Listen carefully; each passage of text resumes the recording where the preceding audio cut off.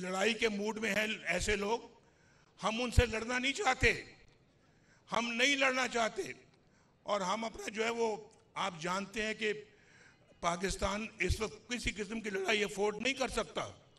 इसलिए मैं बार बार ये बात कह रहा हूं कि हम सबको मिलजुल कर बैठना होगा और बैठकर इन सारे मामलात को तय करना होगा और पाकिस्तान को 21वीं सेंचुरी के अंदर लेकर जाना होगा। जो पाकिस्तान आज शायद दुनिया में एक मुनफरिद मकाम हासिल कर चुका होता, लेकिन अपनी कोताहियों की वजह से हमने वो मकाम हासिल नहीं किया। और मैं आपको बता रहा हूं, वो मोमेंटम जो हमने बनाया था 1990 में, जब मैं पहली दफा वज़ीर आज़म बना था, अगर वो मोमेंटम कायम रहता, आज पाकिस्तान दुनिया की बहुत बड़ी ताकत होती, बहुत बड़ी ताकत होती।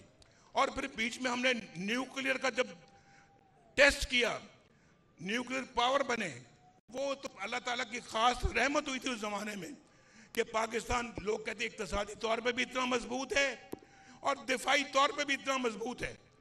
आज भी आपकी तरफ कोई मैली आंख से नहीं देख सकता, क्योंकि आपके पास न्यूक्लियर पावर है।